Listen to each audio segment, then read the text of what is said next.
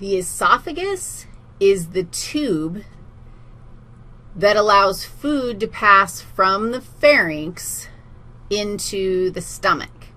So the majority of the job of the esophagus is just to allow the passage of food.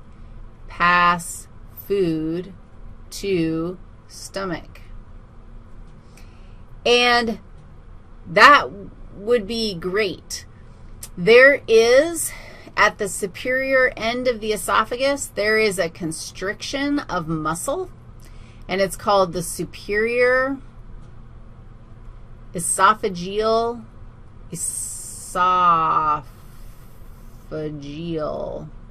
sphincter. And it's a constriction of skeletal muscle tissue. Now think about it. Skeletal muscle tissue is under conscious control. So this is a sphincter that can be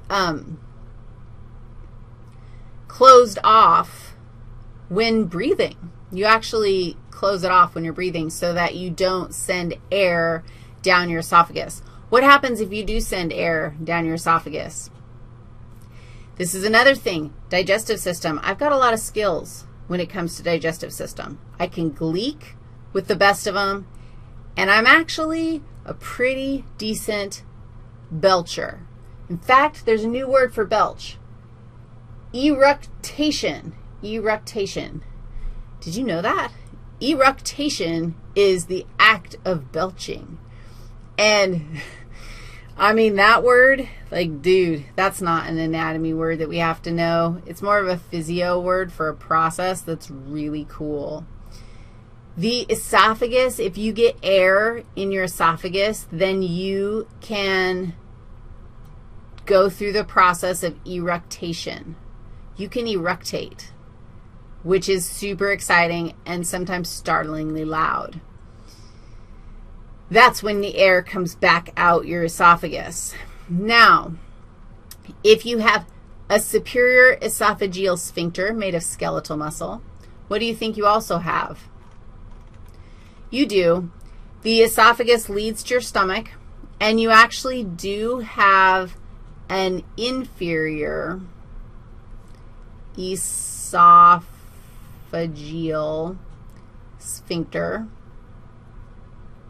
and that is made of smooth muscle. Why is that significant? Smooth muscle is involuntary muscle. That sphincter is not strong enough to keep your stomach contents from regurgitating back up your esophagus. So there's help. Think about your anatomy. The esophagus passes through the thoracic cavity, or the mediastinum, passes down the middle through the mediastinum, and then enters the abdominal cavity. And when it enters the abdominal, like the stomach is in the abdominal cavity, so somehow it has to get from mediastinum into abdominal cavity, and it does that by passing through the diaphragm. The diaphragm is a skeletal muscle. So if I were to make the diaphragm this, it's kind of a, I don't know, like a funny shaped muscle. It's kind of a rounded muscle. And we'll talk about the diaphragm more with the respiratory system because it's the muscle that when it contracts, it generates breath. So when you contract your diaphragm and shorten those fibers, it's a skeletal muscle, and that actually, the contraction closes off your esophagus and prevents stuff from coming back up in normal, healthy conditions. The tube, the esophagus tube is stretchy so that you can take massive bites like, half of an enchilada or an entire enchilada, and you can put the whole enchilada in your mouth and swallow it, and your esophagus can expand to accommodate that entire enchilada as it gets sent to your stomach.